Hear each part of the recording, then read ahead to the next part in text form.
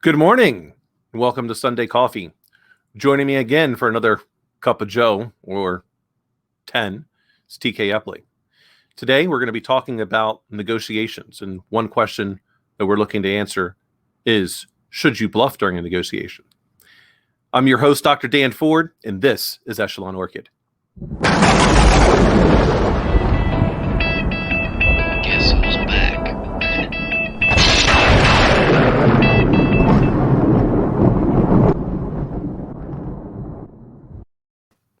Good morning, sir. Good morning, my friend. How are you? Yeah, I'm great. And on the aspect for it being Valentine's Day, just want you to know I love you more than bacon. No, you don't. Nice try. Speaking of bluffing, nice try. Yeah. It was worth it. But I was like, oh, how fitting. It's, so how are you this morning? I am well. Nice. I really wish at some point in time there wouldn't be any real interesting news going on.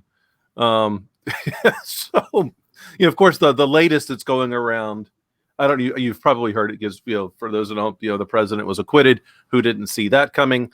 But now they're going, oh, well, now the Senate should just say the Section 3 of the 14th Amendment, which gets into if you were ever part of seditious activity, then you can be barred from holding future office. I don't think, because all that requires is a simple majority vote, evidently. I haven't really done a lot of research, but I'm kind of going, all right, look, at what point in time are you... I think the Democrats are really doing themselves a disservice, because all you're doing is the best way to handle President Trump in this case is don't give him any attention. That's in general, right? I mean, in life, what's the biggest gift you have? Your attention. Yeah. Right? Yeah. And then them keeping this in the news, because even if they win, all you're going to do now is you're going to anger the Republicans even more. The best thing would be, at least to me, the best thing to do is split the Republican Party up into two, and then we have a better chance of having a third party out there. And I think that's what's going to happen. I think that the end result is that's what they're going to do. I growing up, I grew up in New England, and so Alan Dershowitz has been a household name, right? In New England as a Harvard law professor, and he's always on television. He's a great explainer of the Constitution, right? And I think in the same way that you look at Antonin Scalia and some of the other justices throughout the years, that on the left will hate him sometimes, the right will hate him sometimes, and both will hate him sometimes, because instead of making an emotional decision, you drive at what the document says. And if there's a piece of the text that anchors the argument one way or another, they have to go with that, even if they personally feel that the person's right or wrong. Right? Now, for those of you who don't know, Alan Dershowitz is a Harvard professor emeritus, one of probably the preeminent legal scholar. And he will tell you he's a Democrat and he's liberal. I don't say he's a leftist. I'm saying he's liberal. In the 1960s, hey, we're on this side of the fence, you're on that side of the fence, liberalism.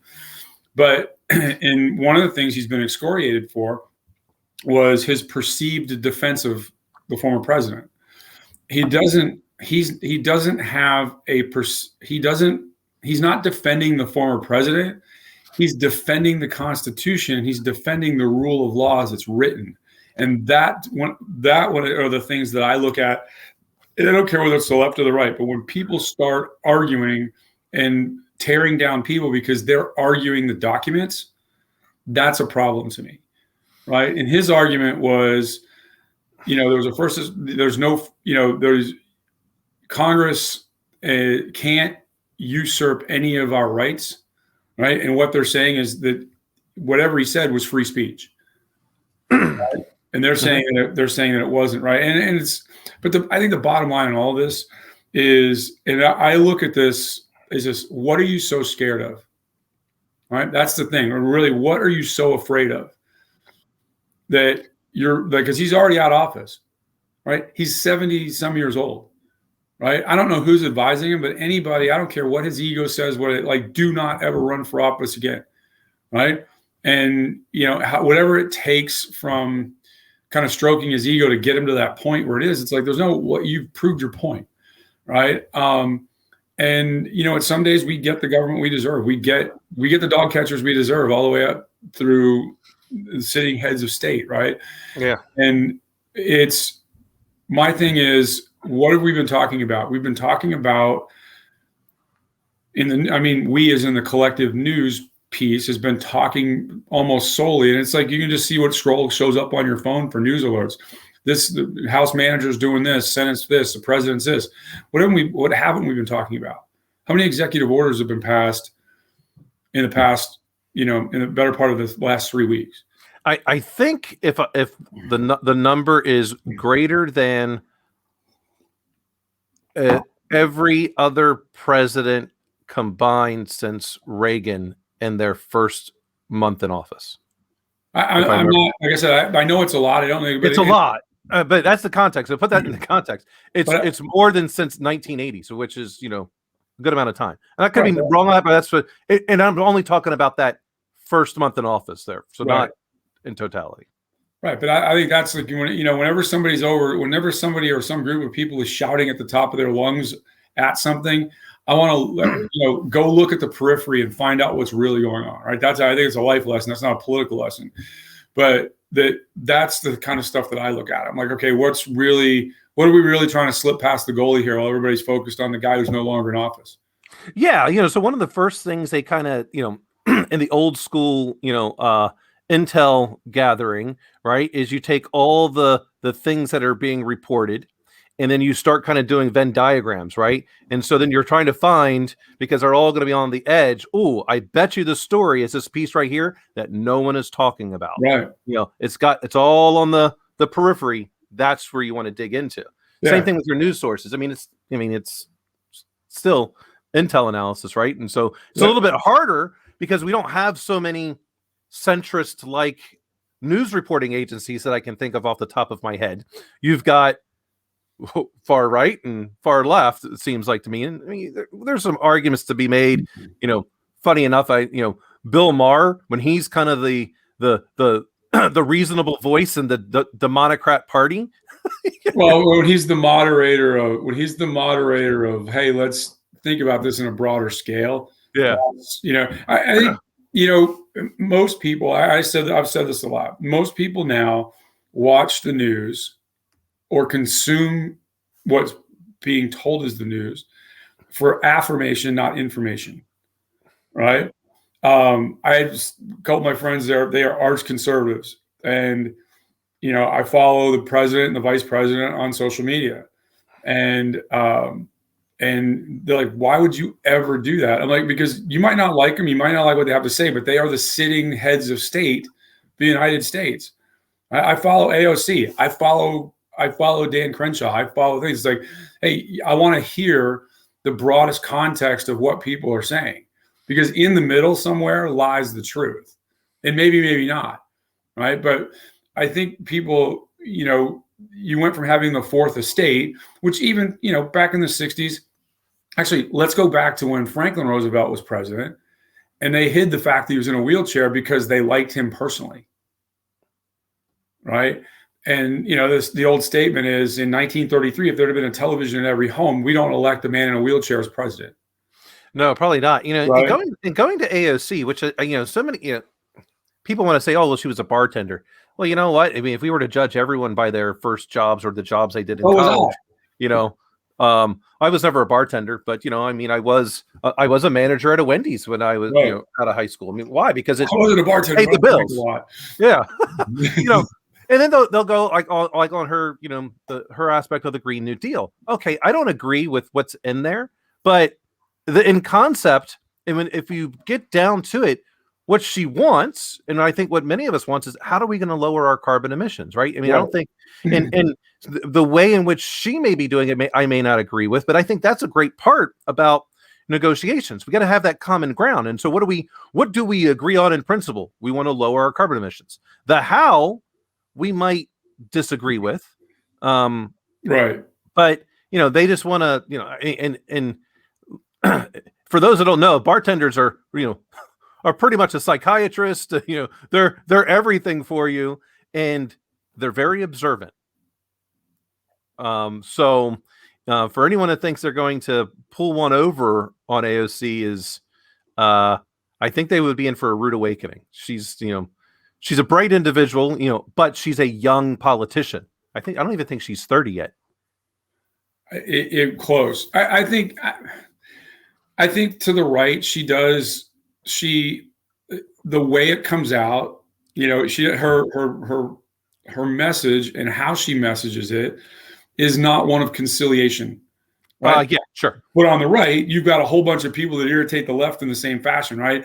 And that's, I think, the bigger thing is like, I go back to Reagan, right? Reagan was smart enough to understand that, and because at some point he had been taught the Constitution and how things function, that in order to get things through, in order to get his agenda, he was going to have to compromise, right? Because if you think about it, even today, 70 million Americans voted for President Trump.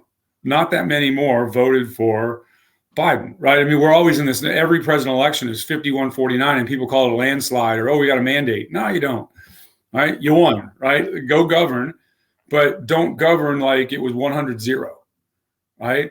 Even Saddam Hussein was smart enough to rig the elections to where he didn't get 100% of the vote, right? So you didn't have, we're not a dictatorship. So you have to, if you want to govern effectively, you have to appeal to a broad collection of people, right? That's how you get true landslides in second terms, is when the economy's everything's doing well, and you appear to be some level of an adult where you can go into the room and compromise with, in Reagan's case, Tip O'Neill, right? And Tip O'Neill's like, hey, my legacy is at stake here. If the country keeps tanking, eventually some of the economy being bad, which was a kind of that legacy pull in from Carter, we've got to get this together. And so they worked together. And neither one of them was afraid of shared credit. Fast forward a decade or so, and then you have the same thing with Clinton and Newt Gingrich, right? They had to, the contract with America was new. The first time since 1954, the Republicans held the House, and Clinton was worried about getting reelected. So they came together out of, whether you want to call it mutually assured destruction, shared prosper, however you want to look at it. And they turned us into a time of great economic boom and a great place on the world stage, right? We don't have any of that now. Both sides are, this whole thing, like when freshman orientation after the election happened, they get in, they take one photo where all of them are together, and then they go off to Democrats and Republicans.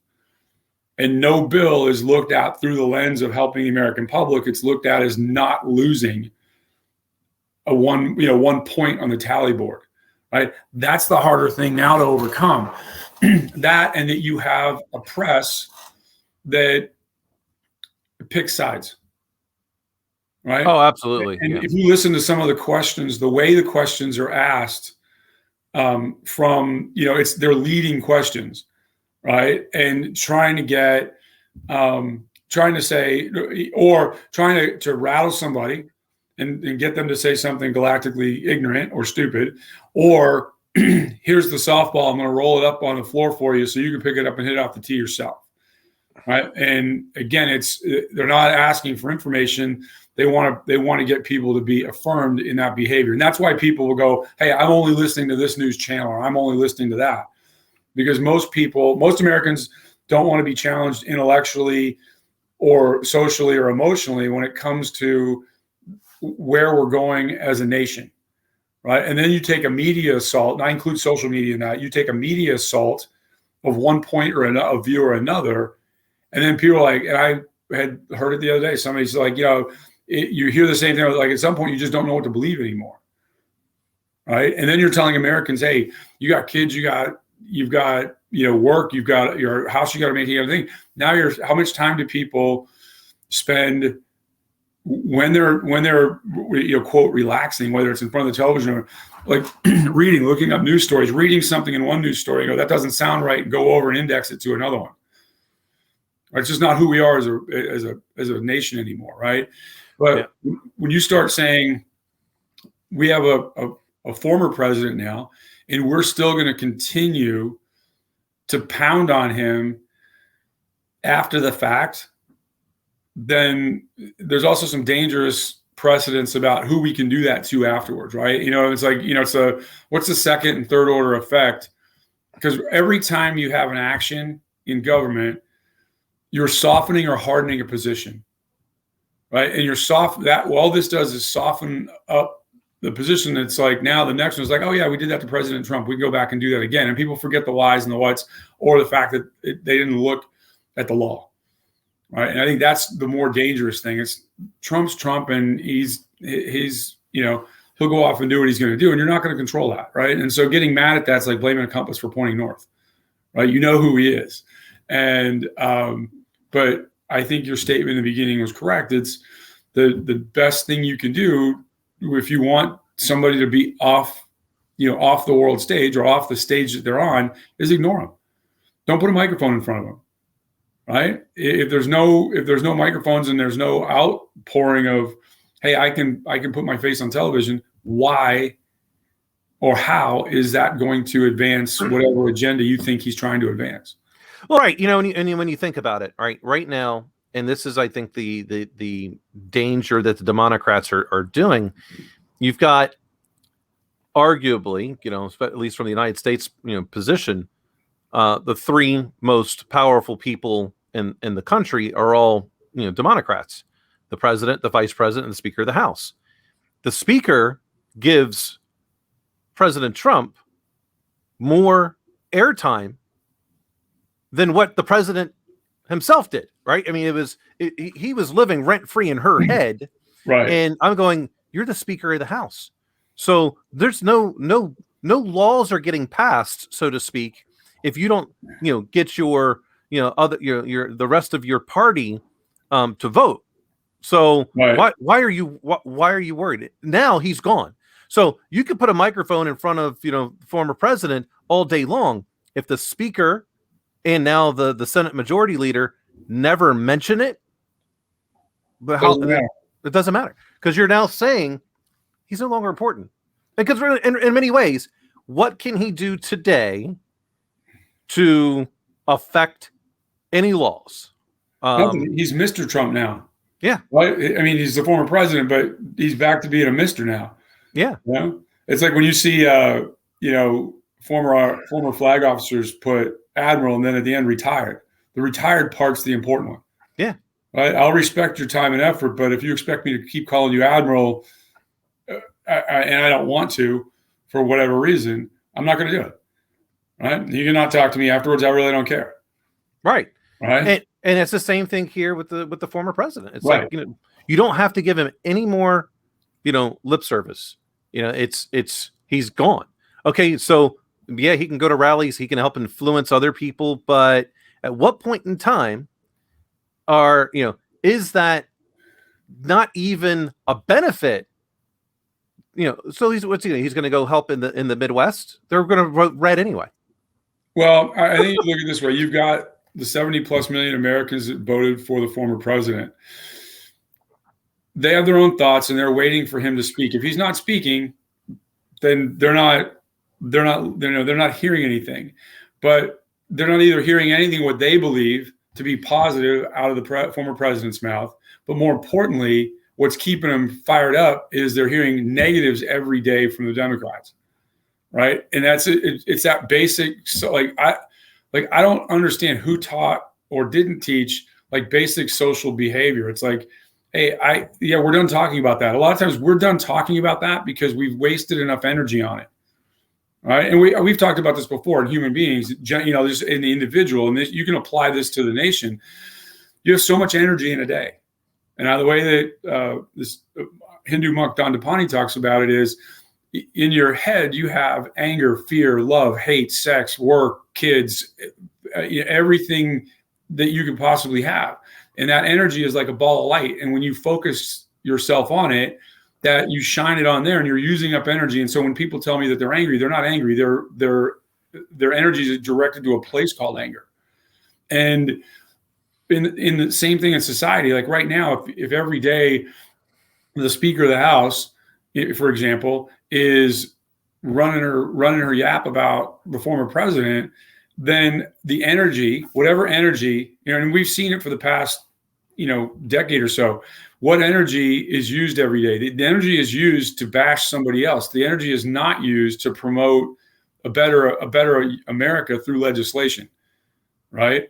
And that is the bigger problem. Is like, where's your energy going, right? Because certainly when you pass a 2, 3, 5,000 page bill and you've got 24 hours to vote on it, what you're telling the American people, and this happens on both sides of the aisle, is you've got a brokered deal from a dark room that wasn't done on C-SPAN, right? With open debate. You have congressmen and senators that stand in front of empty chambers and talk for 5 or 10 minutes like they're, Oliver Wendell Holmes and great orators. It's to an empty room just so they can get it on the record, right? We're not governing. We're not legislating. We're not having this process of debate and negotiation to get to the middle ground, right? And I think you already take an untrusting public, and then you make every law a backdoor deal, and then you get certain media outlets or certain Congress people, when they get mad enough, they'll start to extract little pieces of these bills that are hidden after we've named it the CARES Act, right? Or whatever, we give it these great euphemisms to make people say, oh, we're doing the right thing for the American people. And this is a congressional problem. It's not a Republican or Democrat problem, right? And it's why you'll hear me say, I think Republicans and Democrats are obverse sides of the same coin, right? And it's people yell and scream. And I think you look at it like how many Republicans really were vocal and vociferous in the president's defense? Not many, right? And then when let's say President Clinton was in trouble, how many Democrats? Not many, right? The bulk of them all huddle together and just hope it goes away so they can stay in office. Yeah. Meanwhile, passing legislation, the worst thing we ever did was call them lawmakers, right? Because they feel they've got to do that, right? But I'm holding out for the new uniform for the House and the Senate is a race car fire suit with all your sponsors all over it. And the bigger the logo is, the more money you've taken from those people.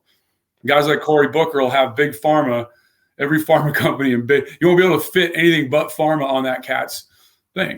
I'm not sure in some cases that one fire suit would be enough. Fire suit, and if they don't, they have to go to a cape. Yeah. Capes are underrated. You have your work cape, which is a short cape, so you can sit down in a chair and not sit on it. Then you have your dress cape for evening events. Yeah. It's I think you're absolutely right when it comes to. I mean, there is no real legislation. There is legislation, but I mean, there's no doing for the country. It is. I'm only going to do for half, and let's actually, and in many ways, I'll say not even half the country, because if in my opinion, they're as we've both said, they're this two sides of the same coin. They're really only benefiting, like the top 10%. I mean, that's because that's what's keeping them both sides, right? But they'll make it look like that it's going to benefit everyone. I mean, and that's, to me, the Obamacare was a great example of that. It increased, horrible piece of legislation. Yeah, it increased everyone's healthcare costs, low quality of care. Right. Now, did it do some things good? Yeah, making sure pre-existing conditions are covered, which allows us to be able to move from job to job and not have to worry. Right. Yes, it's great. But you could have legislated that piece without annexing 14% of the GDP. Absolutely. It literally, what it did is it made like people want to complain that the education costs are going up. Well, why? Because there's more and more legislation, and we allowed student loans, and so now, because the student loans are federally backed, boom, rates go up. Well, why do you think that's going to happen? Well, because the federal government backed it. Well, when the federal government backs the Obamacare Act, and now all of the health insurance companies can go, well, now it's mandated, we can now charge whatever. Because if we don't, you're going to have to pay a tax. Right. Or a nice fee. Yeah. Right. So all you've done is increase costs, and you made the insurance companies, those top 10%, wealthier. Well, that, like I've always said about ACA is the fact that you exempted most of the Fortune 50 and Fortune 500 out of it tells me it wasn't a good piece of legislation. It's garbage. Right? It's garbage. Right? It's absolute garbage. You took the same system, said, hey, we're going to mandate that you have to deal with pre-existing conditions, which I think is fair. And we're going to add a layer of bureaucracy, and shocker, it wasn't cheaper. Yeah. Well, this is why I kind of think, maybe health insurance should not be for profit. They should be not for profit organizations to constantly make that, because now I think you could get into, it's not just about, you can start getting into preventative measures rather than reactive, because now I want people to be healthy. I think that, yes, the original intent, of a lot of insurers in the 80s when they kind of switched over to different modeling for wellness care and things like that was thing. But people are going to at the daylights out of this one. Here's the thing, folks. Americans are not unhealthy because of our health insurance. Americans are unhealthy because we lead unhealthy lifestyles and have unhealthy practices in our life that we're too lazy or too undesirous of to take into our own hands and fix. And then you want to walk into a doctor's office and ask for a pill. And then when the government or when Big Pharma goes out and develops a pill to help you with your personal weakness, then you get pissed off because they want to charge you max for it. I like, you're not helping me out here, right? We should be in the business of saving people's lives with afflictions that they cannot help. Get cancer. We're not anywhere near solving that. We're not anywhere near solving diabetes, right? But you know what we can do with diabetes? You can stop the lifestyle you lead and change and have some measure of discipline. That will be the best way for you to start not being an abuser of the public health system. Right. And that, you're not going to get me to change my mind, folks. So please at me all you want. I don't care. Yeah. There's no easy button in life. Period. Right. It doesn't matter what it is. Right. And everybody has ups and downs in life. Right. And the healthcare, there's a reason that, a lot of other nations, they don't spend the dollars per capita that we spend. There are nations of walkers. There's nations of exercisers. Right. There's nations of people that don't eat in a gluttonous fashion. Right. And yes, have I gotten myself overweight before? Absolutely. But you know what? I'm like, I gotta clean this up. I gotta bring my numbers back. I gotta do the things that are gonna do that. And you get to a point where it's like you manage your own life. Right. We didn't get into any particular way overnight, and you're not going to get into a state of what you accept overnight either. And that's the way I look at the country. Okay. We got to this state over the last 40 years of one-upsmanship in the political spectrum. Gluttonous behavior. Yep. That's all it is. It's just gluttonous behavior. Right. Absolutely. And I don't sorry, folks, but that's like, here's the other thing with me. It's like you go into the doctor's office now, mostly the GPs, right? And I empathize with the general practitioner's position. They for the most part, work for hospital groups. They're bound by the policies of that hospital group. And when you go in and they start preaching the food pyramid, they're preaching a commitment to keep you fat. Right? That's what they're doing. I don't care, again, send it. Right? They're preaching a commitment to keep you fat.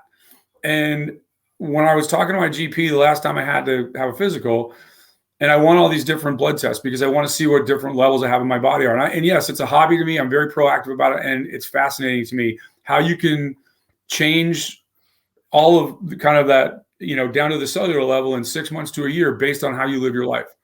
And we started having a discussion. He was preaching the food pyramid, and this isn't good for you. I'm like, stop. Right. And the sad fact is this.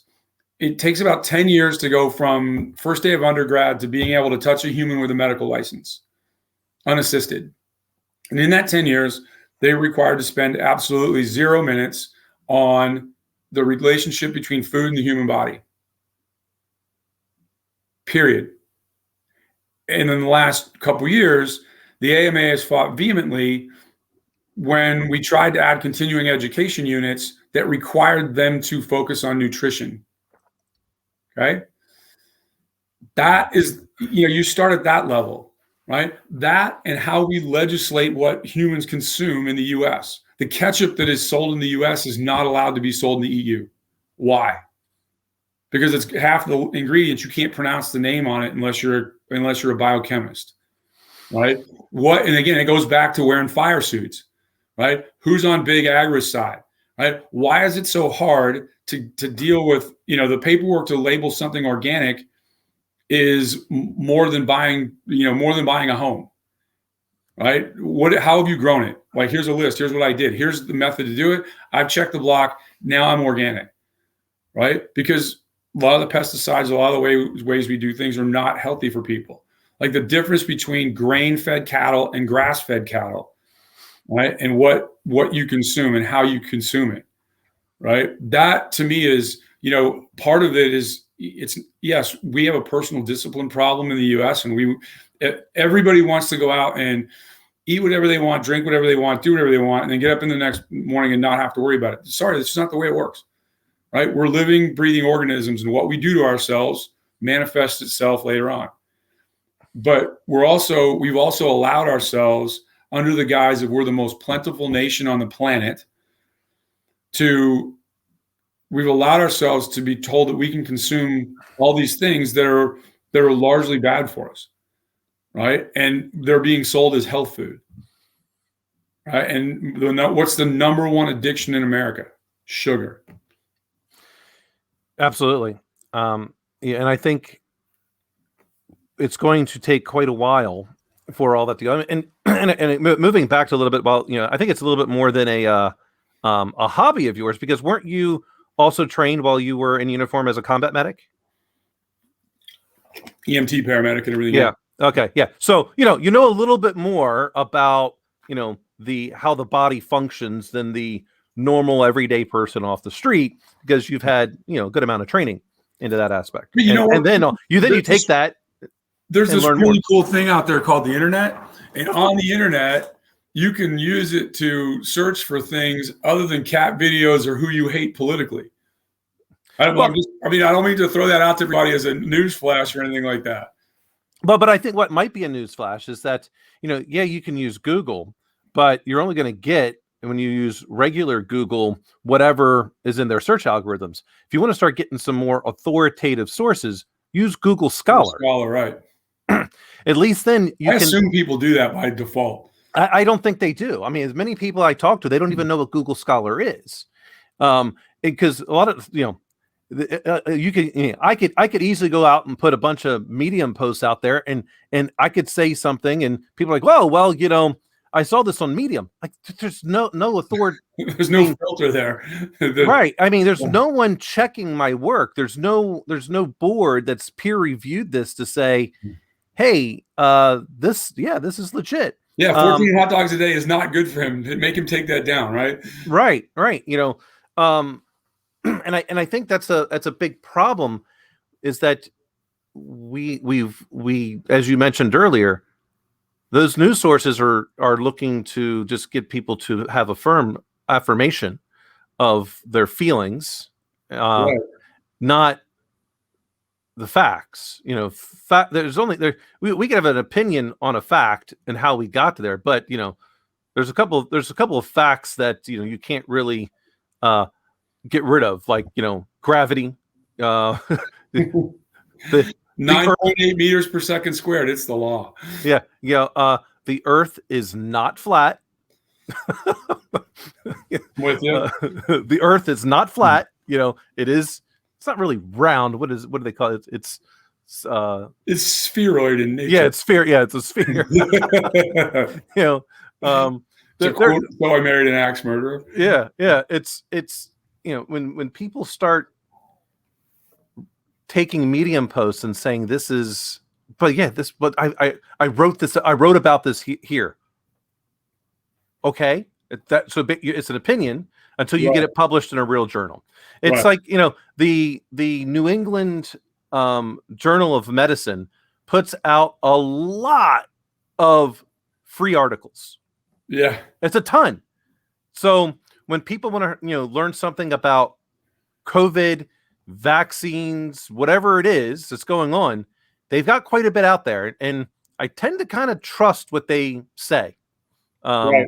You can tell if something's really on something, if especially with COVID lately, if anybody has a view differing, then the vaccine is going to save our lives, right? And the one thing about science, and we've heard this at the beginning with Al Gore and global warming, now climate change, and now we're hearing a lot with COVID. Oh, the science is settled. Science is never settled. It's why people love science, is because every day you have the opportunity to find something new, either to add to or debunk a prevailing thought or a prevailing wisdom, right? And it's not that people are stupid or anything like that. It takes time to get to the right answer sometimes. And so what we think one day is what we believe one day, and what we consider to be truth one day cannot be true, but not because anybody's malicious or trying to hurt us, but because people continue to research. And in that research, we find new truth.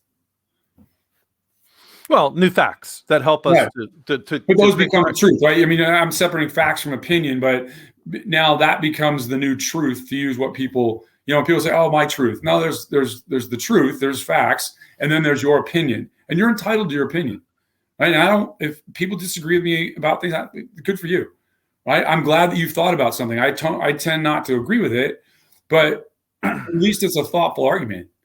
And I can get behind it. Like the emotion-fed arguments. Sorry, you lost me. Right? Yes. I think one of the biggest things with some of the folks that didn't vote for Trump is like he hurts their feelings. He hurts my feelings. Right? It's not but you have to look. I think as an adult, you have to look beyond that. Right? 7-year-olds get into arguments in first grade and second grade, and they don't talk to each other. Why? Because, they hurt my feelings. He made me feel bad. Right? It's not irrational adult behavior. Yeah. Well, so speaking of some rational behavior, or at least should be, negotiations. Now, I'm sure you've had to go through, as what they would put in the Star Wars, aggressive negotiations. That would be negotiating with a lightsaber. In your case, maybe not a bit of lightsaber, but we go through negotiations, a lot of times with ourselves. And this is really the funny part, is even with ourselves, we have not gone through many times and gone through a rational negotiation with ourselves, which is why we tend to lead an unhealthy lifestyle. Because you said, oh, well, this couldn't be that bad. So, getting into actually, when those, what, from talking to people and even myself, like, when most of those irrational negotiations go on, at 5 a.m, when you don't want to get out of bed and go to the gym, or get up and start your day and do something, however because some people get up and work for a while, then go to the, and then do fitness and stuff. But when you don't want to get up and aggressively attack that day, and usually you can take it back to the night before, the day before, when there was some adverse behavior you introduced to your body, right, or on yourself, you said, today I'm just not going to do it. Well, and it's interesting. So back in our days in Silent Circle, when we would, get at it those evenings, you and I were still the first ones in the office the next morning. Right. Okay. We may have punished ourselves a little bit but like, hey, that, gotta take the, or as you used to say, embrace the suck. We put ourselves through that, but we still have a job to do, and we better be in there at 7:30, 8 o'clock in the morning. Some people call that adult behavior. Yeah. I just, it's like, hey, I chose the previous evening to have a certain behavior. Yeah. It does not excuse me from the responsibilities I have the next day. And that's whether you're a parent, employer, and boss or whatever, right? I think that's the kind of the crux of it all, right? And it should, like Mike Tyson said, like I love modern day philosopher that Mike Tyson is, he's like, discipline is doing what you hate but acting like you love it. Yeah. Right. And some days it's like, hey, did I want to get up and be the first guy in and start my day? Absolutely not. Like laying in bed till 9, till the crack of noon, as we say, might not have been a bad idea. Right. But was it the right thing to do? Right. Was it the correct thing to do? Yeah. And I'm not pious about it. And I think it's like, hey, I accepted employment and nobody told me to go out and drink too much on a Tuesday night. Wednesday morning still is going to come and we still have a responsibility to run a global company. Absolutely. Right. Yeah, absolutely. And so in those first parts of the negotiation, you have this concept that's called a BATNA. It's the best alternative to a negotiated agreement. And, both sides have one of those. All right. Now, when we decide we're going to negotiate, that's what's called the ZOPA. That's basically your window of opportunity, the zone of the opportunity, so to speak. And that BATNA, and a great example, and I'm sure you have some as well, TK, is when I look at people and I go, all right, you're looking for a new job and they've given you an offer. Now ideally you would have more than one offer, but you also currently have a job. If you currently have a job, right. You're not going to, that's your best alternative to the negotiated agreement is if this other employer does not offer you more in some way, maybe it's money, maybe it's opportunity, maybe it's benefits, maybe it's position, something. Right. And you can say no. You can walk away because it's not better than what you currently have. Right. Now, ideally, you want to get closer to the other side's BATNA, and not as close to yours because you want to figure out what that zone is and as much as you can get. Right. But I think there's an important question, and one that I'd want to, when, if ever, is it acceptable to bluff in a negotiation? I'm not a big believer that it is. For one reason, you're going to want to, and I'm talking business negotiations primarily. You're going to, if you're going to want to do business with that person, you're saying, I want to create a relationship, right? And that relationship in the immediacy is constructed most likely around establishing a first contract to do business together, right? And in like the case of software sales, it's usually you contract for a minimum of a year. In that year, what happens if that individual finds out that you bluffed them to get them to take what you were selling? Right now, you start degrading trust, right? And I think that's the harder part, right? Now, I think the worst bluff that I hate when it comes to any type of sales. What's that? Is when someone tells me this is a special quarter-end deal or year-end deal. As soon as you do that, you've lost all trust with me. Okay, so this is where that behavior stems from. You, as the potential purchaser of services, understand that salesperson is judged by what they do every 90 days, right? So that individual has a clock that's ticking, right? When they say something like that, that's their internal monologue. That's their internal clock. And you hear it clicking loud that they want you to get you to buy because they want to make their number, right? And you're the linchpin to success of their quarter, right? That's really what they're saying. But that goes back to how we talk about the customer, right? In sales, you're either, your approach, and whether you think it is or not, your approach is one of two things. One, you're either trying to retire quota or you want to be a trusted advisor, right? If you're seen to be trying to retire quota, you're going to move into what I call the rep zone, right? Like the friend zone, but you'll just be seen as a coin operated guy. And if what you have is cheaper than what somebody else has, I'll buy it from you rather than them. But that doesn't mean I'm not going to keep looking around because I have no particular affinity to you. You're just a useful idiot that has something I need and at the price that I'm willing to pay because it helps me out to be able to go buy other stuff I want. Trusted advisor provides value, right?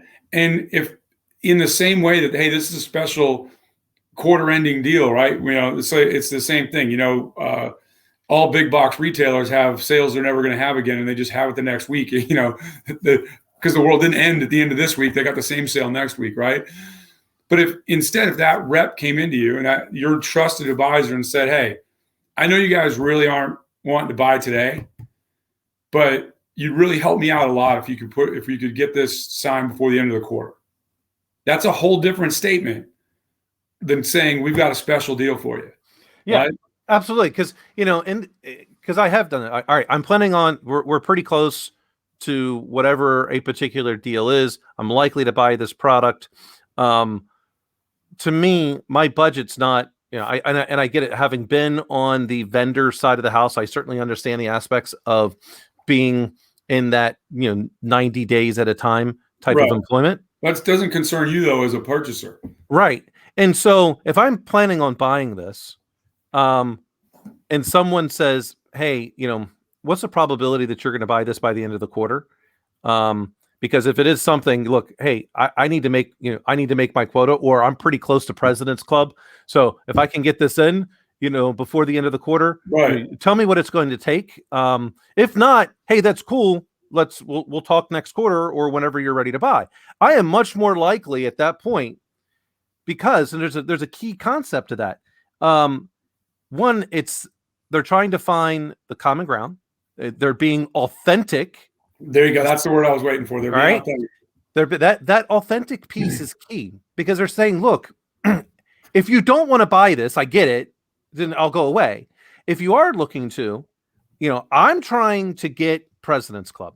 My big bonus has come in. If this is something you're thinking about doing, and if we can get it done by the end of the quarter, great. If not, let me know when you're ready. Right? They're not coming back and saying, I'm going to give you this special deal, because it's not a special deal. You'll give that to me the day after the quarter. I guarantee it. Because if you don't, I'm going to say, okay, well then I'll just wait till that deal is available again. I'm not in a rush. Right. As a chief information officer, I've got plenty of projects that need to get done. The last thing I really want is a new project. I've already got 100 in the queue. Me purchasing something means I got 101. I'm fine waiting. Well, a lot of it, when it comes down to that behavior, I think most, especially enterprise sales folks, the thing they do where they fall down the easiest is building a pipeline, right? And understanding, hey, the average time to close this type of deal takes 6 months, right? So let's not fool anybody. I get it. You'd like that. They see a number, right? And if I get that number from that deal in this quarter, I make my quarter. And they start focusing on that rather than taking care of the customer, right? And so if you're building an effective pipeline and you know how to do it, you have to start, right?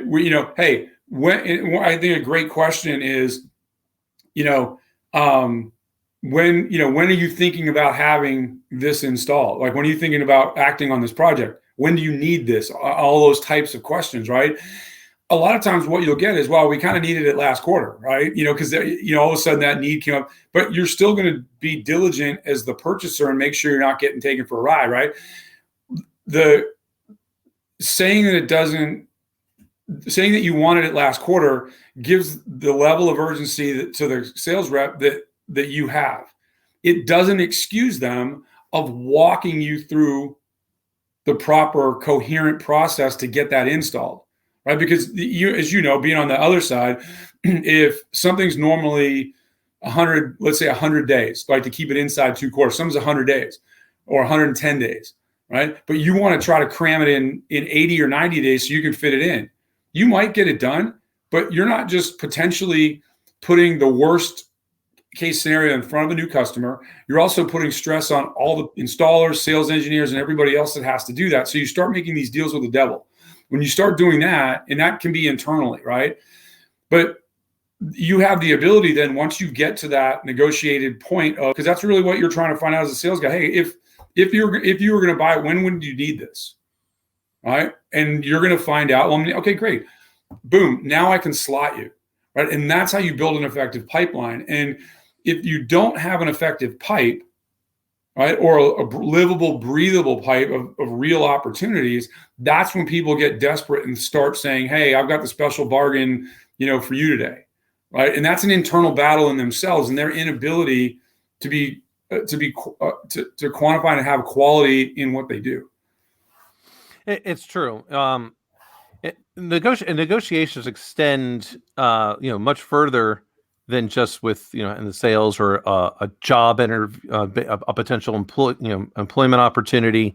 In my world, I have to negotiate constantly with the risk of either I need to improve my risk profile or I'm having to figure out how I'm going to minimize the impact that this decision is going to make because it's going to lower it for a time period in some cases.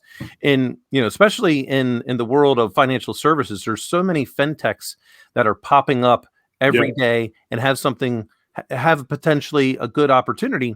But they're new. Well, all of a sudden there's personal identifiable information or we'll just say non-public information that they're going to have to store, and they don't even have a SOC 2, right? So they've gone through nothing. Their policies aren't there. So I have to basically say, hey, I understand the business need.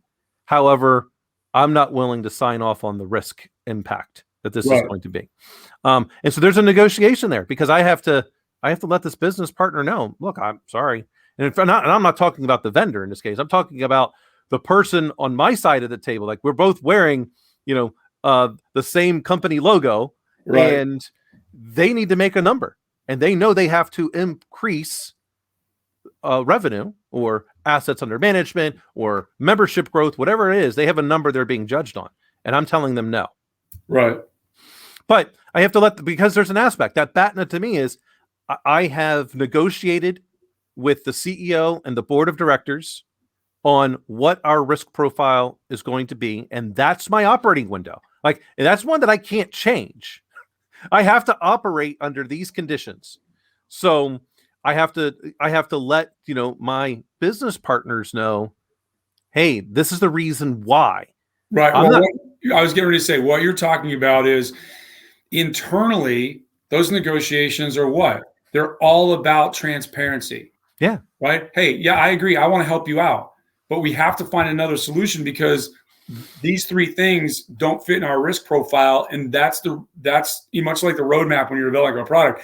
This is the roadmap we're on from a risk perspective. And we can't deviate from that for a shitload of really good FINRA laws. Go back to the vendor and say, hey, do these things and we can use that. Right. And I think with young companies, I think one of the best, if your salespeople you have quality sales folks that are become a trusted agent and want to become an advisor and listen to the customer, right? That's the hardest thing is to walk in and listen to the customer and find out what they want. I'll use his name, Mark Sachs, right? I was talking to Mark years ago and I was like, so folks come in and, they're going to sell you. What is the most important thing to you? He goes, like they actually know what our company does.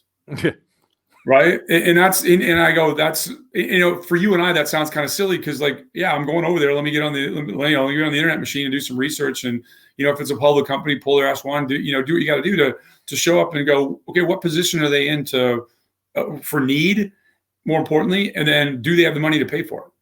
Right. Well, where Mark was at, they had more than had the money, but it's this concept that, you don't have to know everything, but at least understand what we do. And then in your questioning, it can be somewhat ignorant, but it can't be totally uninformed. And I thought that was a great statement. He goes, you can't know everything we're doing on the inside because he was a CISO, right? And he's like, you can't know everything we're doing on the inside because that's part of the secret sauce of how we're defending ourselves and managing our risk profile. But what you can do is be an interested party that wants to learn. He goes, and I'll give you the keys to the store and tell you what to do. But you have to listen to what we want, right? And I think a lot of it is sales folks go in with a perceived notion of what the deal size is going to be. And if it's less than that, how am I building a relationship? Well, I think I want to sell $200,000 worth of stuff. Well, they only need 50. I mean, great. I got to go find another 150 to fill the hole in my, in my quota this month or this quarter or next quarter, whenever I'm slotting it in my pipeline. But you know what I'm doing? I'm building a relationship, and the relationship is built on trust, that when you tell me what you need, I can fulfill that need for you. That's how you create that long-term business. And you don't do that by bluffing. You do that by saying, I mean, how many times have I walked into a meeting, we're sitting down and I go, hey, I ask a question, and it's like, I'm asking the question, I don't know the answer. Right. And I'm like, hey, I don't like everybody started enlightening me on this. I mean, I might have a decent idea what section of the ballpark I need to be in, but that ability to walk in and be transparent and humble and say, this is what I think you know, but I need this piece, and walk away and go, and more importantly, go back and say to your sales leadership, and again, you're negotiating inside and outside, right? I told them I committed to X, and that way we're going to do 200 grand. They might need the stuff that you're selling. But when that CISO comes in and says, or that CIO comes in and says, hey, this is what I'm prepared to buy in this time frame, you have to look bigger picture and go, what's the relationship I'm creating? And if you start bluffing, if you start the sales magic and everything like that, they're going to go find somebody that they can be friends with. Right. I mean, professional friends, like that. When they call, they know they're going to get a straight answer. Hey, how long is it going to take for you guys to do this if we need it? All right. Oh, next week we'll have it done. No, you won't. No, you won't. I'm not getting anything done next week in terms of that fast. You know, the other thing that's really interesting to me, and I love, people don't really spend enough effort into their CRM, their sales forces of the world. And I can say that because, so on my LinkedIn profile, it says I work for Undisclosed. And so I got a message from an account manager that says, hey, I've been following what you've been doing at Undisclosed for some time now. And it's really interesting. I love that. And I reply back, hey, you might want to check your automated messaging, because also the fact that I do things like it puts doctor period in there. So they're, hey, doctor period. Instead of putting, so I'm like, hey, look, I know I do this. I don't really care about the doctor part stuff that I've already done. But when someone addresses it like that, I go, this is automated. You've basically put all this stuff into Salesforce, and I'm sometimes have fun with it. Like I'll say back, hey, nice, you should probably have someone spot check your automated messaging, because some of the times it doesn't necessarily sound right. Oh, and then I'll get something like, oh, I'm sorry, blah, blah, blah, blah, blah, but I'd really like 15 minutes of your time. Block, no thank you, because you have lost all credibility with me. Or when it starts out like, hey, Eppley. Yeah. Right? You're not like, you just punched through you just chucked it into the hopper, and that's what it spit out. And you didn't even take time to check your work. Yeah. It's, I get it. Like, you can have a template. I understand having a template, but you know what? You want people to feel also that you're being authentic with them. Right. Because what you've done is you've lost the negotiation before you even had an opportunity to sit down at the table, because the one party is already gone. I already don't trust you. And once you lose trust, I've got 1,000 vendors that call me every month. They're in the rep zone, right? They're not in the trusted advisor zone. They're in the rep zone. If I need a commodity, right? If I'm we go back to this salespeople, like you're either a sales professional or you're coin operated. Right? Hey, no, you can be coin operated. Everybody, trust me, you're not, I'm not saying that you're not concerned about making money, because every sales professional, the reason they're in sales, the reason they put up with the brutal grind that's a quarterly heroics that you have to stay a sales professional for a long period of time, is because they're getting paid. Right. So, and I will fully admit, and this is probably bad for all of those account managers out there that have to deal with me. I was spoiled in my early in my career. His name is Bob Greenberg, Bobby G. He worked for Secure Computing. I'm not sure where he's at right now today, but he And so this is standing up Homeland Security. So we're out there, designing all the stuff. And secure computing at this point in time only had the Sidewinder firewall. They made some acquisitions later, and then eventually McAfee bought them, which is why they don't have any good firewall products, because that's the place where network security devices go to die. But Bob Greenberg was by far the best account manager I have ever had, and because he never made me feel in any way, shape, or form that I was being sold to. Right. Never awesome. Never once. He would call up and say, and my buddy Kevin, this is where him and I met. You've met Kevin. Yep. And he'd call us up and be like, "Hey guys, I'm going to be in the area. Just want to stop in and, can I pick you up some coffee?" All right. He'd come in, never once really talk about anything other than, "Hey, is the testing going all right? Anything you need from me?"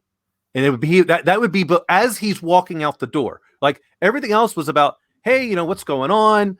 How are the kids? What's going on in your life?" Yeah. Everything like that. And then like, "Hey, is the testing going all right? Do you need anything from me?" "No, Bob, we're still good. We're working with support on this, and this. All right, great. If you need anything, call me." Right. All those things. New stuff will come up. None of that. But here's the thing. By him always doing that, whenever he called, that meant I was answering the phone. Right. Well, that's the thing. You tell, like, let's say you sign a year contract, or even worse, a 2-year contract. Actually, let me go back. So I have a buddy of mine that works for a software company. He's a kick-ass sales dude. And he went from one company to another, and he really knows the industry that he's in really well. And he's a major account guy. He's a director. He's a major account guy. And he looked over at probably one of the bigger accounts they've had, and they've been on a month-to-month for over 2 years now. So their contract expired. They've just been on a month-to-month. Nobody's ever called these folks. And he reached out and started. They're like, the people on the other end of the phone are shocked because somebody from this company reached out and called him, and he wants to get them back under contract. But he also knows he's got some trust issues to fix, right? Because the company ignored him, and he's like, "Hey, I'm not that guy, right? I'm new here, right?" And so he's using that. He's like fresh face on the scene, but it's that same way. Finally ends up flying out to the customer, brings sales engine, brings everybody. The CEO shows up at the meeting, not on the schedule to show up. He goes, "I just want to see somebody from this company. I was wondering how long you were just going to ignore us." And now he's got him back on, upgraded the product set and everything like that. And they were hopelessly out of date on some things and everything like that. But it's that same thing. And I always tell salespeople when we're chatting is the next time you talk to your customer shouldn't be when you're asking them for money, right? Your best salespeople that are that trusted advisor. They're the person that, "Hey, what does it cost them? $4 to buy a few cups of coffee," and to sit there and listen to you, right? Because in that listening, and when not making an ask, when they do need to make an ask, you're more than likely to help. I'll give you a good military example of negotiation like that. So all of you since 9/11 known that Special Operations Command in particular has been scooping individuals off the face of the earth one way or another, either put them in Gitmo or remove them from society, right? First choice is always to put them in Gitmo, right? And in most cases in life, you get what you ask for. And if you ask to have a kinetic response, we're going to give you one. But there's largely two ways to do these, going out and picking people off the planet to bring them to justice. Kinetic, meaning there's bombs or guns going off, or non-kinetic, meaning you negotiate and you talk to people.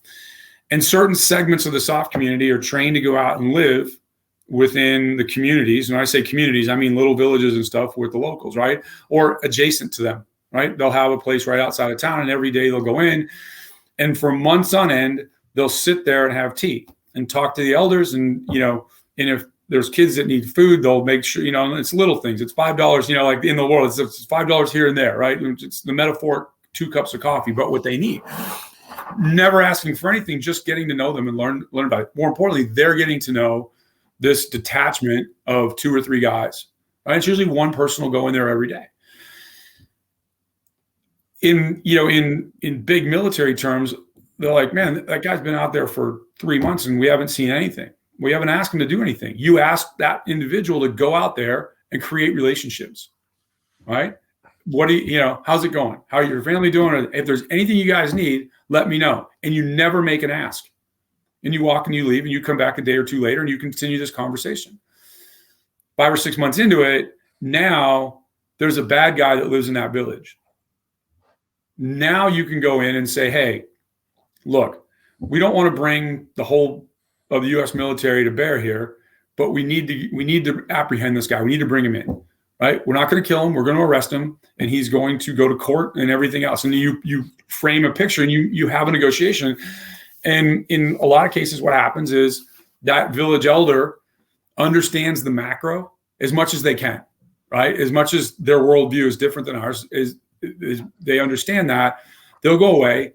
30 minutes or an hour later, they'll bring that individual out, and you'll be able to put them in. We'll be able to put them in your vehicle, and you'll be able to drive them off. And there's not a shot fired. Everybody's happy. And the next day, you can go back in there and start the counter on that relationship again, right? I mean, it has to, because if I get what I want, and then I don't show up again, now you bluffed them, right? And that's the same what you're talking about. If I go in and that guy sold you stuff from Secure, what's his name again? Brad? Bob Greenberg. Bob. If Bobby Bob G. sold, Bobby G. if Bobby G sold you and shook your hand, you signed a deal, you made sure everything was installed, you were happy, and then you never heard from him again until it was time to buy something else. He bluffed you when he sold. You bought from him because you thought you were having a trusted advisor relationship, and nope, you were just another notch in the belt, right? And that is really where, and you and I both know quite a few sales folks that are really good and some that are learning to be good. And it's whenever you see them out, they're, even if it's a former customer because they've moved on, they're always friendly with them. They say, how are you doing? How's your kids doing? And they know much more about them on both sides of the equation, right? And that's a life skill. Yeah, absolutely. Right? But again, the life skill isn't negotiation. The life skill is authenticity and actually caring about somebody other than yourself. And that is the bigger problem with salespeople is most sales folks. It's why in any organization, you have the square root of the total number of people are providing 50% of the value, right? So if you have a group of 10 people, about 3 of them are crushing it and everybody else is trying to catch up. The bottom end, that bottom third, they're there for themselves. The top third is they're there for themselves to make money, but they understand the way to do it is to have authentic relationships with other human beings. Yeah. Speaking of the authentic relationships, I'll give the boys and girls, that are listening some good insight. So when you do a favor for someone, the worst thing you can do is say, because you're doing the favor, is to say, no problem, it was no big deal, right? Worst thing to say, because now you've just diminished any of that social capital to where they may help you when you need a favor. So you could simply just say you're welcome, or like if you really want to increase the probability that that individual will help you in return, is to say something along the lines of, "Hey, you're welcome," and I'm sure if the situation was reversed, you would return the favor. That's actually in my mind, that's almost a mob tactic. It is. It is. Right? That is like, that's a mob tactic, right? And it works. I got that, but I typically, and I'm not telling you I've always been this way, right? I hope, as I've gotten older, and I think on this program and others that people see me on, I think I'm fairly self-effacing about, hey, even if I'm espousing you do something, it's hard for me some days to live up to it, right? It's a goal. It's aspirational as much as anything else, right? I like to think that in some measure, especially when I'm out talking in front of groups, is I'm giving you inspiration so you can have the aspiration, right? And a lot of times when people, hey, can you hook me up with this person? Yeah, that's no, get it done. And then they're like, hey, thanks a lot. I'm like, you're welcome. And I'll say, no worries, right? Because I don't want them to worry. I don't want that. I think you can create a bad paradigm that you do something for somebody. And I'll say it's like this. How many times you have friends that, like, every time you go out, they want to take you out. When you go out, they want to pay. Or you go to their private club a lot and you can't pay because that's just not the way the function works, right? And so you constantly get in this thing, I've got to pay them back, right? And it becomes an obsessive thing. Whether you realize it or not, you're like, well, I've got to do something where I can kind of even the score, right? I don't look at it that way anymore. As much as I want to be seen as being contributory to the relationship that you have with these people. Another thing, it'll take care of itself now. Right. And you can take care of it in a lot of different ways. Right. And it doesn't have to be direct. It can be a very indirect thing. But in the model you described, psychologically, the thing you can get into, and it's happened to me in the past, which is why I'm talking about it, is, hey, it's no big deal. I'm sure if the situation reversed, you'd have done the same thing. You're not just creating a mindset for that person. You're creating a sense of expectation in yourself that when I get in trouble, somebody's going to put the same effort into me as I put into them, right? And I'm here to tell you that is the absolute worst thing you can do, right? And I don't care whether it's somebody that says they love you, somebody that's a casual friend, or anything in between. When you create the expectation that people are going to behave like you behave, you are setting yourself up to be tremendously angry for a long time. Absolutely. Right. Which is why I said, hey, it's better to say you're welcome. I know. Right. Because you can do that. And because you might take yourself down by being disappointed, but you're also providing an influence over that other individual, which eventually they may realize you're manipulating them. There's a danger, right? There's a danger in there, which is why you mentioned the mob tactic aspect, because it is, and it does work, but you got to be careful with it. That's this great power comes with great responsibility type of thing, because you will get people to do things for you. And I think the big part for me, and just now saying like you're welcome, I don't say no worries anymore, or no problem, or no big deal. I'll say you're welcome, or I'll be like, well, of course, right? Things that of course I would do this for you, your friend, your colleague, or what have you, because I want them to know it was something. But what I'm trying to always build is, when I take a look at the give-take relationship, I want to be I've given more than I've ever taken. Right. You've heard me say this, and I posted, there's net givers and net takers in life. Yep. I don't do net takers.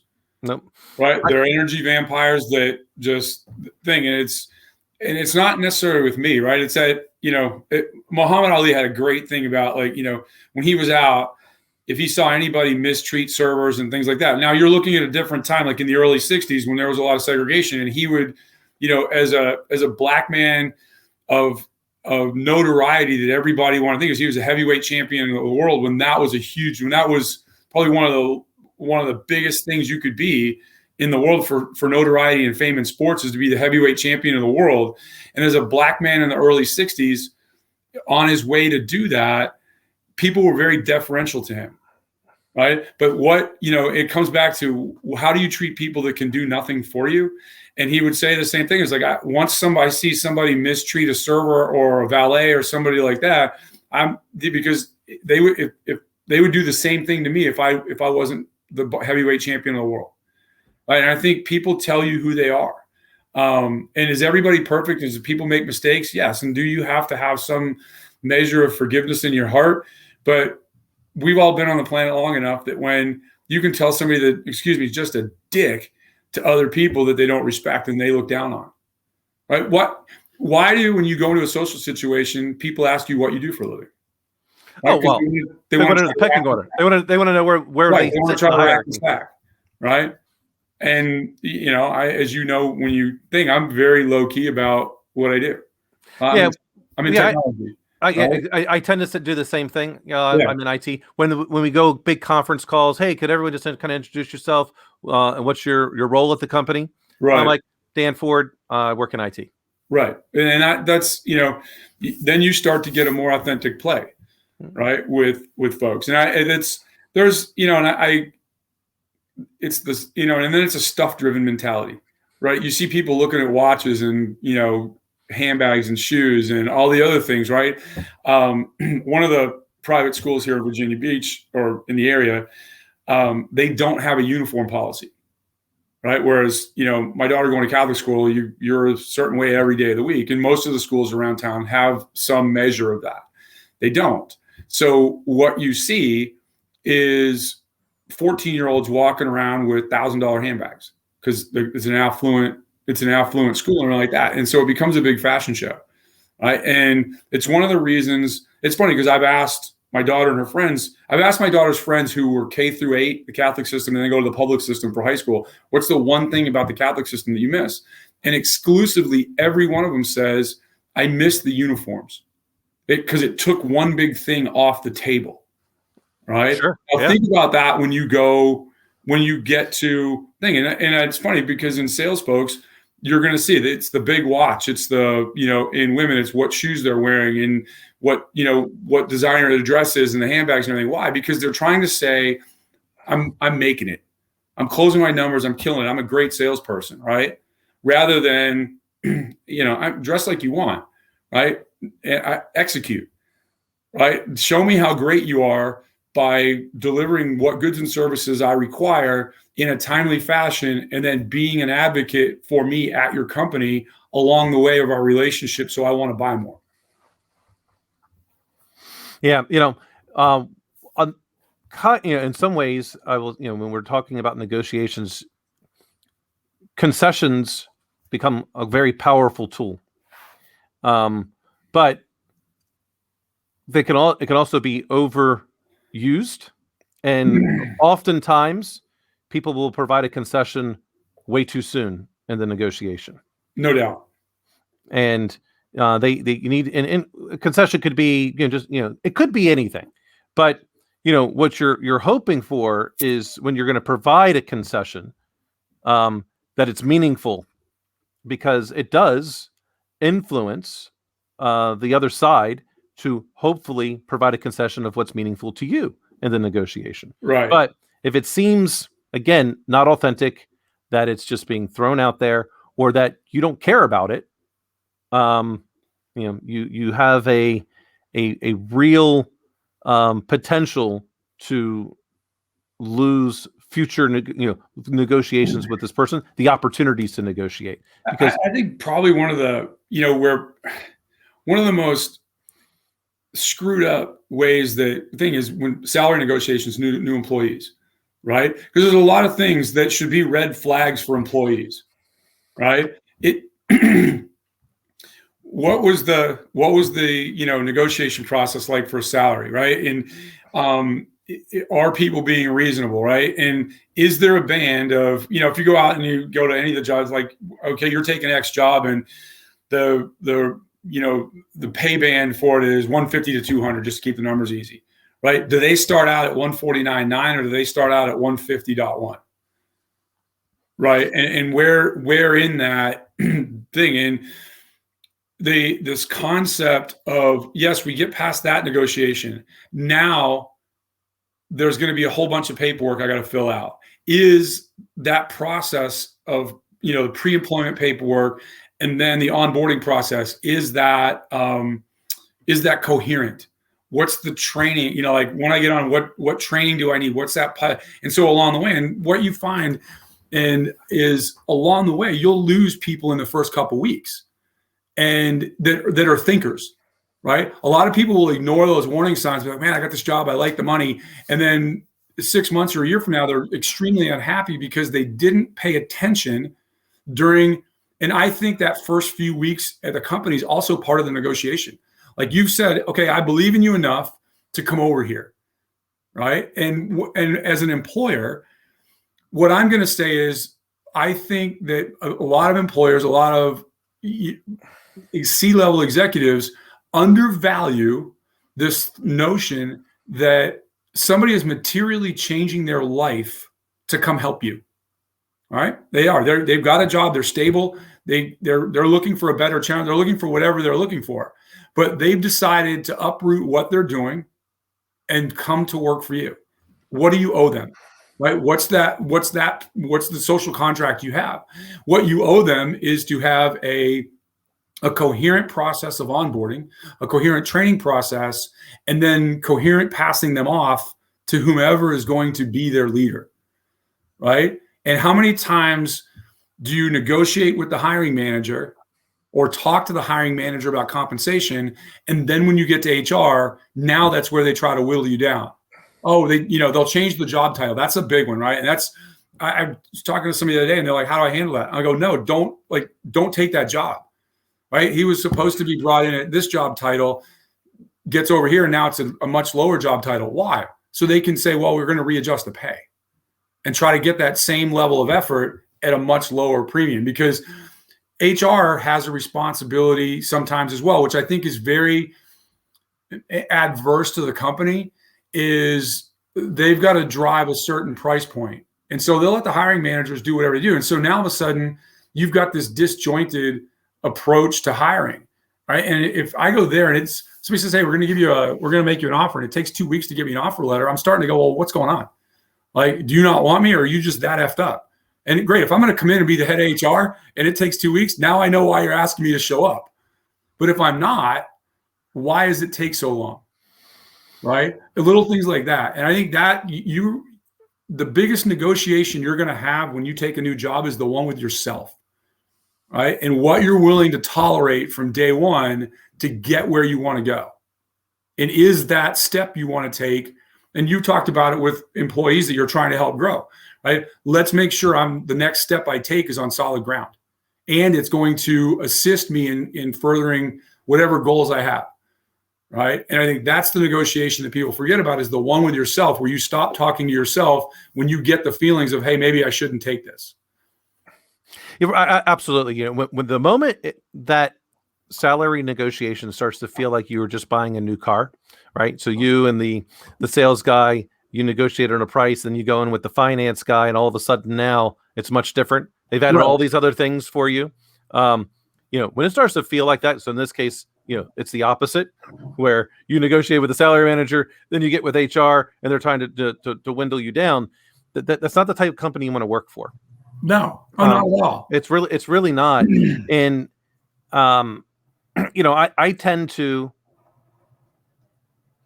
my job offers that I tend to give people are always lower in the beginning than what they originally asked for, with the potential within that first year to make more than what they had asked for, because I'm looking to see if people are willing to bet on themselves. Especially with the more junior employees. But it can't be demonstrably lower, right? It can't be insult, right? I know you don't, but I think as a point of thing, if let's say that where you want them is 100, just to keep it, you can't come in at 80. No, right? No. As a matter of fact, bust your ass, on the chance you bust your ass, I'll bring you up to where we think. It's got to be, you're asking people to make a little sacrifice to prove that they believe in themselves. Right. And so as an example, someone would come in looking for 100. That's what they asked for. Then what I tend to do is, well, I'm going to offer you 95. I'm going to pay for 2 different certifications and training. Which gets the other 5 right there. Right. Well, typically it's more. So like, that's what I'm saying. I mean, you whatever. I think people don't look in those realms. Right. So it's going to be roughly $10,000 in training I'm going to invest you in that first year. And then as you get certification 1, you are at where you said you wanted. And when you get certification 2, you actually got an even bigger bump. So typically if I did it at 95, they were looking for 100. And in 1 year, they'll be at 110. Right. Now they can get there faster. Bust your butt. You want to get there in 3 months, go right ahead. Yeah. People say it's not possible. Well, I can tell you, after my days from between Silent Circle and getting my next job, I passed 5 certifications in 6 weeks. Right. You know why? Because you wanted to. Had to. Right. Well, no, you're like, hey, this is what I'm going to do, and you went and did it, right? Yeah. I'll tell you, when you talk about that principle, one of our friends, a little while ago, was going for a job, and he typically focuses just on the number. Right? That salary number. Well, this company, as a lot of smaller tech companies are doing now to attract top level employees, they're giving them platinum healthcare plans for them and their families, and it's no cost to them. There's 0 out-of-pocket costs. That's huge. That's huge. There's a number. I mean, and if you go to some of these small companies and they've got the minimum you can do, you're talking 5 to 10 grand out of your pocket before you ever see a dime back to you as an insurant, right? And so the salary was competitive, but it wasn't at the top end. And what folks tend to do is they take that as an insult, right? They don't value me. It's like, no, look, there's different buckets and different colors of money within that company. And they've taken money and they want to hire great people. And they've said, hey, look, our employee spend, we're going to try to contain it to this percentage. Well, over here, we've got healthcare, right? And my question to him was like, that salary is not an insult. Yeah, but it should be $10,000 more. Well, how much is free healthcare for you, your wife, and 2 children? It's more than 10 grand. Right. I mean, I'm talking absolutely zero out of pocket cost, and there isn't anything that's not covered. Yeah, it's much more than that. It's probably worth close to 30. You don't need to F around with an FSA. You don't need all these other, all these other things, right? And as having been the healthcare administrator, the trustee, it sounds right. It's like getting that every year, like trying to figure that out every year. That was a huge, for me, that was probably the biggest weight of the company every year, was trying to manage that to make it better, right? Because you're talking about like, hey, somebody gets sick, or, and I look at it, let's say that you're married and your wife or child gets sick, right? What are you focused on every day of the week if you're having a hard time paying to get a quality of care that you feel you deserve? Right? You're absolutely. You're focusing on your wife and child, like right, as you should, right? And so, how do we take the financial burden away from that, right? But you get a lot of folks that when they look at every bucket, they want every bucket to be full, right? And for this individual, I said, look, from a work perspective, this job is perfect for you. Right? There's zero, like that bucket is not just full, it's overflowing. It gives you everything you want from like an edge, like from a feeding your mind, feeding your, your intellect, but it does it in a way that's not going to like overstress you or anything like that. You're arguing, you want to argue over pennies when over here's a big gold brick. And now you're saying, look, that gold brick's heavy. I need a really expensive, I need a whatever the great big handbags for women. I need a Gucci handbag to carry that thing around in, because you're telling me that a plastic sack won't do to carry that brick of gold around, right? And that's when people, they start negotiating them with themselves and talk themselves out of a great deal. Yeah, when I tell people, like when we're looking at job opportunities, to me, I know what my important factors are, and they help me make a decision. Compensation is one, and what's the benefits look like? What's the opportunity? How is this going to advance my career for whatever's going to come after that job? Right. And location. So if it's in an undesirable location, like for someone to get me to have to move to San Francisco, those other pieces are going to have to all be overflowing. Right. They're going to be pristine, right? Right. Because it is undesirable for me to want to live in San Francisco. Right. And so you have to take a look at it, because, I mean, again, now, of course, if the job is undesirable, it doesn't matter how much you're going to pay me, right? Because it's just not. Oh, there, yeah. Right. Location, I can kind of live with. If the benefits aren't all that great, then that means my salary has to be even higher to compensate for the benefits not being great. Right. And also, I'm not going to take something that's lateral. So, because I think that hurts in the long term. So, everyone's got to figure out what that means for them. What are those buckets? But that's the key to any negotiation, right? Yeah. Even if it's negotiating with yourself, it's like, what's perfect? What's minimally acceptable? Yeah. The best, or the best alternative to the negotiating. Right. You're going to have to negotiate for a salary, for a job anyway. There's going to be some level of that. But if I want to take the job, because the best alternative, like you said, is I'm staying where I'm at until what I want shows up. But if I really want this position, for whatever reason, what bucket can be almost empty and still let me take that job and feel whole? Yeah. Right. Because I look at right now, and I get people constantly that are trying to hire me, right? And today I don't even really nothing. I mean, I would never not listen to someone's pitch when it comes to But the company's got to be interesting. But it's going to have to be so interesting at this point because I really love where I'm at. My boss is great. We have a great relationship. We very much complement one another in terms of how we operate.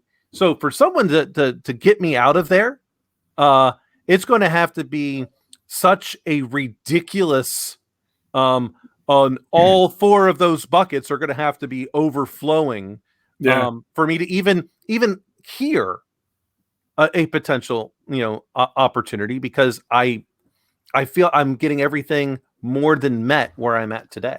And I think people should also look at that. The grass isn't always greener on the other side. Sometimes it's the way the sun hits the grass and the angle when you're looking at it. If you go stand over there, you're like, that's brown over here too. Yeah. And if you happen, like there's a reason. I think that's a big part that people don't dive into. Why is this opportunity available? What happened? Yep. Is it someone got promoted? Like, hey, maybe if you're going for a CFO position, maybe the new CEO is the CFO. The old CEO retired and he got promoted or she got promoted. And okay, let me stop you right there. Let me ask you a question. Yeah. You go to a company and let's say it's that exact thing. You want to be the CFO and the new CEO was the CFO. How interested are you in taking that job? Me? Yeah. Well, I could never imagine myself wanting to count beans. No. So let's just say that the new CEO was the COO. Yeah. Right? For me personally, I'm not interested at all. Right, because a CFO is the one that really tricks like sent off the switch, because more than anything, when people get uncomfortable in life, they go back to what makes them comfortable, right? Yep. That's, you retract into that for a second, get back into yourself, and then you come back out and say, okay, I'm ready to hit the world and do something new. If every time that CEO gets uncomfortable, the first thing he wants to do is go count beans again. No, look, I'm the new bean counter, right? And now I on another, kind of to look at it another way, if I knew that CEO and I knew them to be an amazing leader, and having been a COO, I might want to go and take that COO job because I'm gaining a mentor, right? And the mentor never seeks the mentee, right? And so I might be getting a mentor, but I think more often than not, you're going to get somebody that when they get mad, when they get upset, when they get angry, they're going to turn around and dig back into what they're good at. And now it becomes a nightmare for you because you're not defending against better and helping the executive team better. You've got to have a potentially adversarial relationship with the CFO, because you might not be doing things wrong, but you're doing them differently than they would, and that can cause some big angst. Absolutely. So from a CFO perspective, you basically have, two schools of thought. You've either got the person that's really heavy on the accounting side, or you got a person that's really heavy on the finance side, because they're typically responsible for both. Right. And so, that controller mentality is much different than trying to predict future value. Yeah, it can just put me to sleep. I mean, that's a necessary function, And I like, to go back, with the Cardinal when we were at Silence Orc, right? I'd come in and be like, hey, look, this is the outcome I want. Here's the 3 different ways I'm looking at it. Can you run it into all your FP&O stuff and tell me which one's going to be the least, the least damaging to the company? Yeah. Right?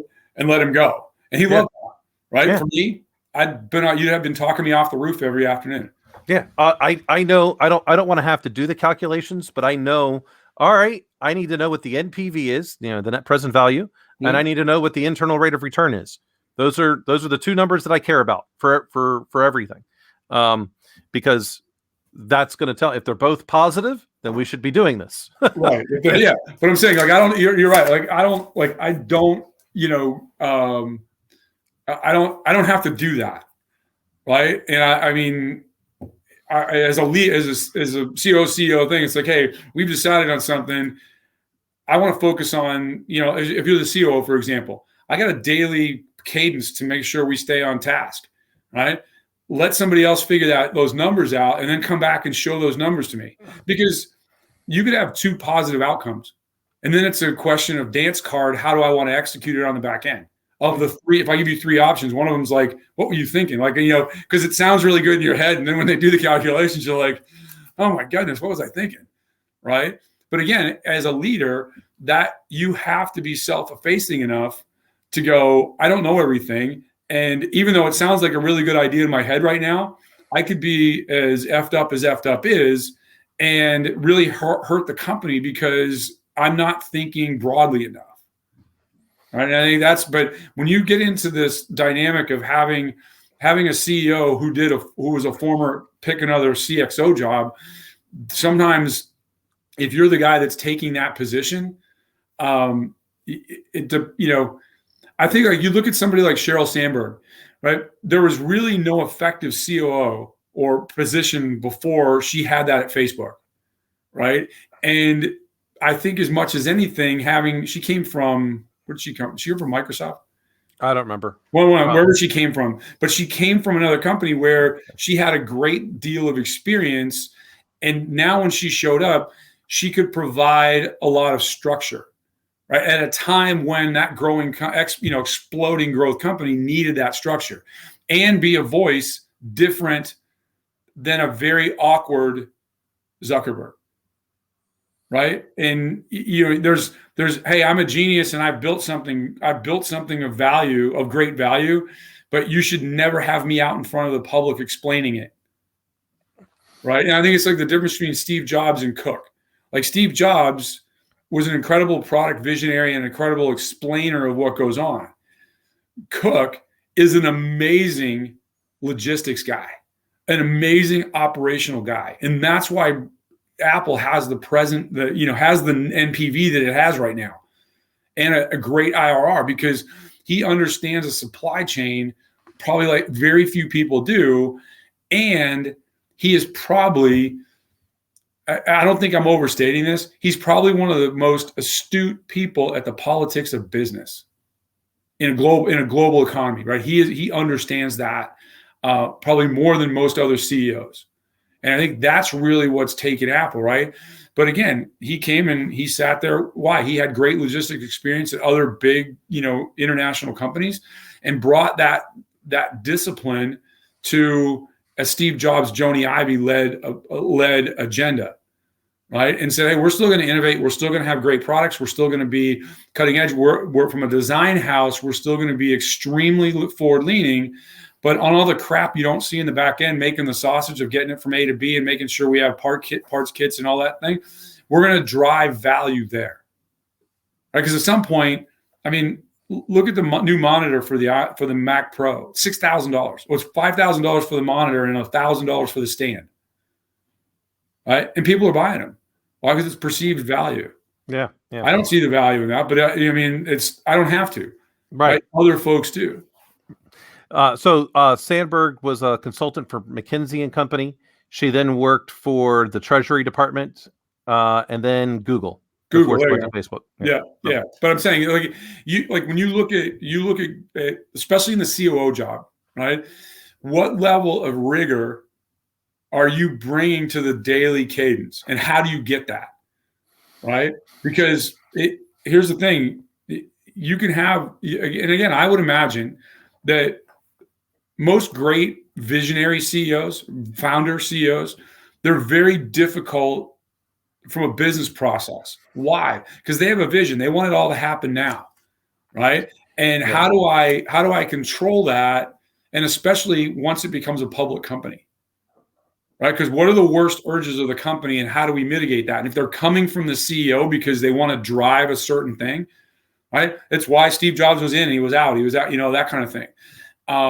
And he had a renaissance later in his career. Did he soften up, or did he bring somebody in that could effectively manage the vision and create much more value for the company than it existed prior to that? Well, I think the answer is, at least from Apple's perspective, Steve Wine, in the beginning, absolutely a visionary, but was looked at more as, I would say, of an egomaniac. Right. And That didn't sit well once they went public. And so he had to go away for a little while. And then when he was brought back, he was much more, self-effacing and understanding what he was good at and what he wasn't good at. Right. And what he wasn't good at, he went and got people to go do that. So he learned how to be a leader after basically separating from Apple. Right. And it happens. And some people never learn that. Some people never learn that skill. Right. Right. Go surround yourself with great people. Right. And I mean, I think one of his famous quotes that I love is like, why would we hire smart people and tell them what to do? I want to hire smart people and have them tell us what to do. Absolutely. Right. And I think this gets back to a lot of things. And I see this quite often with people. They surround themselves with friends. And I use this, I sometimes use this term loosely, that tell you what you want to hear. No, they surround themselves with sycophants. Yeah. All right. I mean, let's just cut to what it is. Right. Actually, it's not that they'll tell you what you want to hear. It's that they will be silent when you need to hear something. Yeah. Right. Because they understand you're going to get cut out of the gravy train if you don't. And here's a question I used to ask CEOs when because you start getting hired to C-level, like I'm trying to deal with this guy. I'm trying to understand who this man or woman is and why they want me to come work for them. And more importantly, why do I want to work for you? Because you're talking about like, I don't want to take lateral steps. I don't want to, all these things. So I used to say, how many people, even in the VP level and above, how many people followed you? Right? From your last stop. Because I used to think that was a great measure of who that person was, right? Because everybody has a chance to self-select. And if you were difficult to work with, if you weren't helping people grow, if you weren't doing all the things that we talk about on the show and others about being a positive, effective life force in those around you, people can vote with their feet. And sometimes voting with their feet means putting them back under the desk they're at and staying where they're at when you leave, right? So I think but there's a double-edged sword, right? Because I think at some point you get to, and we've both experienced this, you get to the point where all the people that show up with that person are sycophants because they want to hear a chorus of their own echo. And they don't want to hear anybody's opinion that differs from that. And if you can't put their pom-poms in your hand, then you're not part of the team. And you'll never be part of the team. And what they typically do is they overpay weaklings to cheerlead for them. Yeah. Right? I agree. And it's, and this is why I go back and forth and there's been very few people that I've ever hired multiple times. Part of that is because of what you said. I don't want to, I don't even want to feel like I have the appearance that I just have, the sycophants but I also, can I influence the people that are there? Right. To get them all working in a direction where I believe is valuable. And in the event that someone were to leave, I mean, that's the other big key. If someone chose to leave, then I might look at people that have worked for me in the past. Right. But I'm not going to bring them in proactively for a position to move someone out, which I think is what a lot of people tend to do. Hey, I'm going to bring this person in, and eventually this person's going to go. Someone's going to go away, and they're going to take that. To me, it's I feel like it's being disingenuous to the company. There's already a culture that's been established, and they're looking for me to add to that culture, not to destroy that culture and bring my own. And I want to influence some pieces, but I gotta take a look at the bigger pictures of what make this organization up, and if it's being seen that I am just trying to bring in my own people, well, what's that going to do to the ones that remain? Right. Well, and it starts creating this premise of, they have a long-standing relationship and things like that. I think when we start, especially when you start, and COO always comes back to me is that you've got the culture. If how the culture is managed, and I call it, you're not going to change it. I call it culture polishing, right? Where you're going, hey, we have a pretty good culture. How can we make it better? Or, hey, this isn't working. Here's some options of what we can do, and present it to the CEO, because, like I said, I've had a CEO that, who he is. He said to me at dinner one night, he goes, TK, what happens when you hate the culture of your company? Right. And I literally had to stop, put my fork down and go, I'm sorry. I thought I heard you say that what happens when you hate the culture of your company, right? And he goes, yeah. And I go, you're the chief culture officer. Yeah. Right? You're the chief bottle washer officer. You're the chief everything officer. You're the chief example officer. Right? And when it breaks down, when that process breaks down, you have disjointed leadership where somebody who's not the CEO is actually the culture leader and the guarantor of success. And that creates acrimony, right? And it's boys and girls, it does not end well, right? It never does, right? Because usually where that breaks down is with ego, right? Because once your ego's up, they're the biggest earmuffs on the planet. And no matter what anybody says to you, ego will never hear the truth, period. Right? I'd like to, and I've said this quite a bit, and I like to harp on it, because until you can get out of your own self and how cool you are, you can't be cool for other people. And if you want to be a leader, if you say, I'm going to be a leader, then it's nothing about you. You have to show up. And it comes back to what we were saying before. You have to be that first person in, even when you don't want to be. You've got to be healthy. You've got to be healthy mentally, emotionally, and everything else, because it's that concept of putting your oxygen mask on before you take care of everybody else. When I go and I talk to leaders, they're always like, hey, why are you doing this? Why aren't you working out? Why aren't you taking care of yourself? Well, I got to take care of the people. Well, you're not going to be taking care of anybody soon. Yeah, right? you're not going to be capable. Right. And so you're not putting yourself in a position to be successful, because this isn't putting yourself first. This is doing what you need to do to be the most effective you can be to affect positive change in other people's lives. Right. And that's the negotiation you have to have with yourself. Right. Yeah. And I think that's a big thing. So was commenting on some stuff on LinkedIn in terms of like servant leadership. And I go, that's because I was going, look, I don't really think it's necessarily about that. I think also as leaders, our biggest job is to help remove obstacles. Yeah. And so someone had said, hey, I read that. Yeah. Yeah. So, and I'm like, well, no, I said, look, as the way Greenwald explains it, you have to combine servant leadership to me. Like, of course, I'm a Michigan guy, so the Michigan model works quite well. In this, but other people might say it's your emotive style. So you got to figure out what emotive style you are, and then how you can dovetail that back into servant leadership. Right. Because then it's in fact, I think servant leadership is a great foundation that you can build from, but it doesn't take into your personality type. And so for me, a lot of it is that coaching piece. Like I focus a lot more on that coaching, and in very few times do I ever get to that authoritarian piece, which can be dangerous.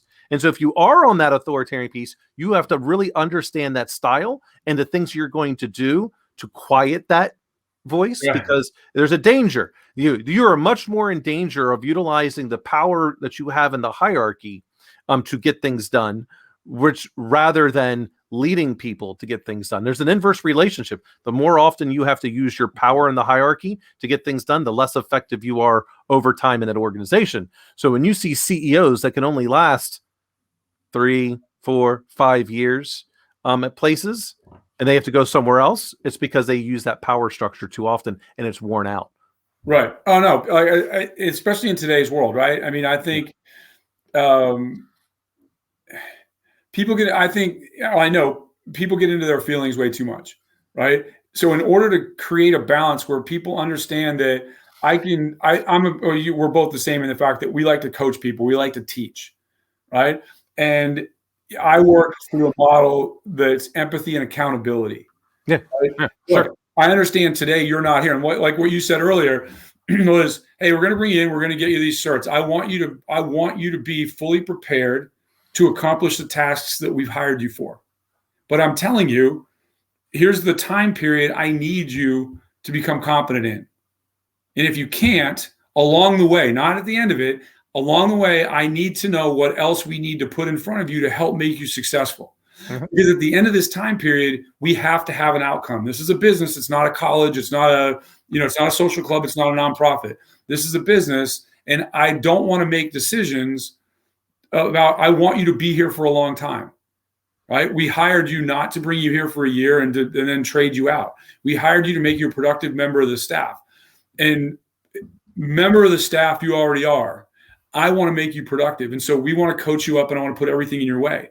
But if you don't have the accountability piece on the front end of that, on the back end of that empathy piece, then you have to roll to authoritarian a lot more, because now you're like, what do you've got to come out, you've got to come out hard and fast. And when you're doing that, you're not mad at them. You're mad at you for being an F up and not creating an environment that they felt comfortable saying, I don't know everything, and raising their hands. Right? And the big thing that authoritarian, like going there and get yelled at every day, does is it stops people from giving you honest feedback. Yep, right?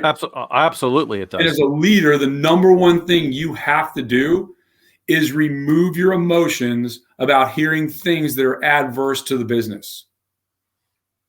Absolutely true. Quickest way you're going to fix broken stuff is to know that it's broken.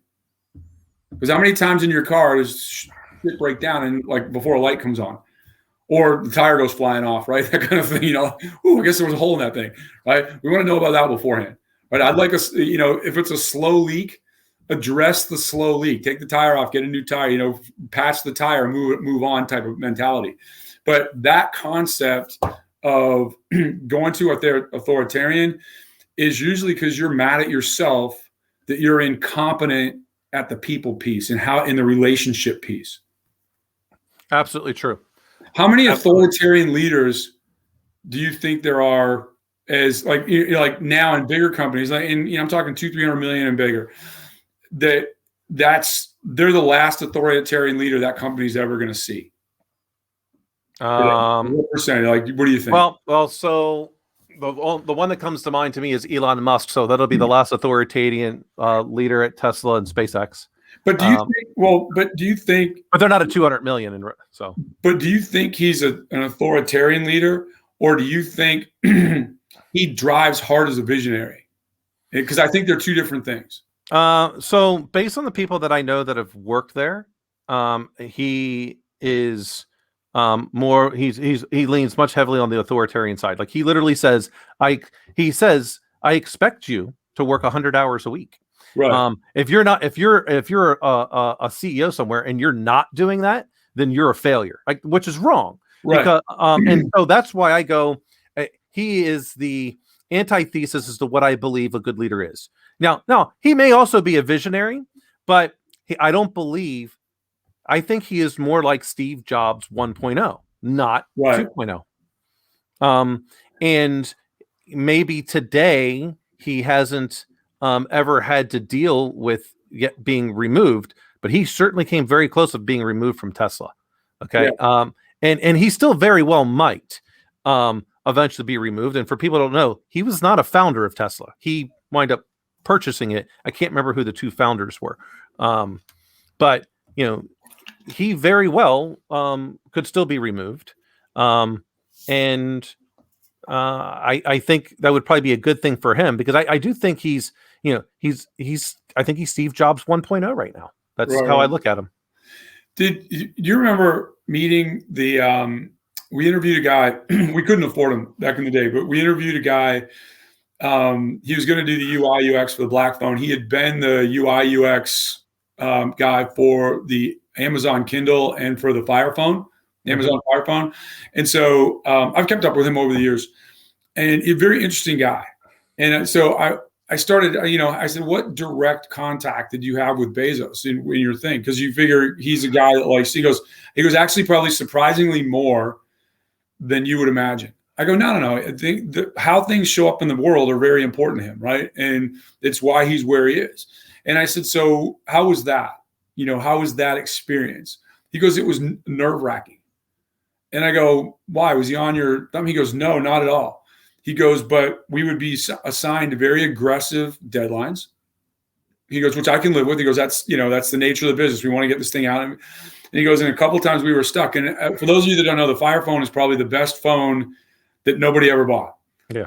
They had a revolutionary mapping function. Now they were starting to get into 3D maps, in Google Maps and Apple Maps and everything. They were the first ones that really did that. And it was at a time when processing power on phones and things like that wasn't what it is today. And it was really resource intensive, right? And they were having a tremendously difficult time getting that piece to work. And Bezos has hung his hat to a certain extent on that feature really working, right?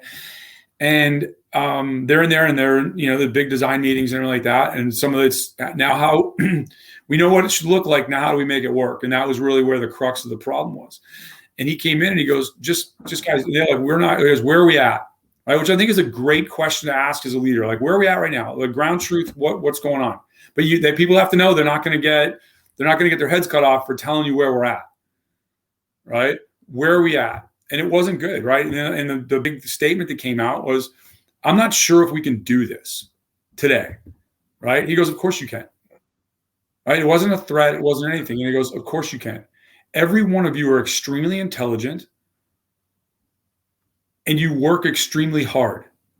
Keep up what you're doing and we're going to win. Turns around and walks out, right? Didn't tell them they're not working. Didn't tell them they need to work more hours. Didn't tell them anything. What he did was bolster their self-worth. Mm-hmm. Hey, yeah, we are doing it. It is hard, right? Just like we say in the SEAL community, if it was easy, everybody would be doing it, right? And there are difficult things that need to be done. And by just basically coming in and saying, hey, yeah, I do. You're going to do it. I know you are because all of you are really smart. We don't hire dumb people. And get back to work and let's figure this thing out. I got all the confidence in the world in you. What do? They basically, boom. Now, because you know what happens in all those meetings, it breaks down and it becomes, well, this team can't do this and this team can't do this. What did he do? He turned the collaboration machine back on and put everybody in there, and boom, next thing you know, they got a phone with a map that, guidance software that works correctly, right? And I'm sure that if I talk to other people that are Amazon people, they would tell you something different, right? Because you can't be everything. You can't be that every day because not everybody deserves that, right? What do you hear about AWS? It's like a modern day sweatshop, right? The folks that actually work there, mm-hmm. and they're hiring. Amazon hires like 800 people a day, which is an incredible. It's an incredible number to me.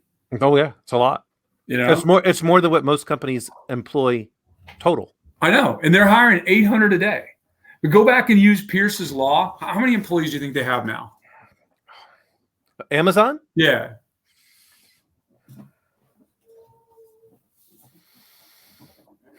I think they're probably I still think they're probably less than 10,000 employees. They have a high turnover, I think. Right. But I mean, you start doing the square root of those numbers. Yeah. And who you're getting providing, it's in the hundreds. It's like, you're talking 100, 200 people, right? If you apply that, right?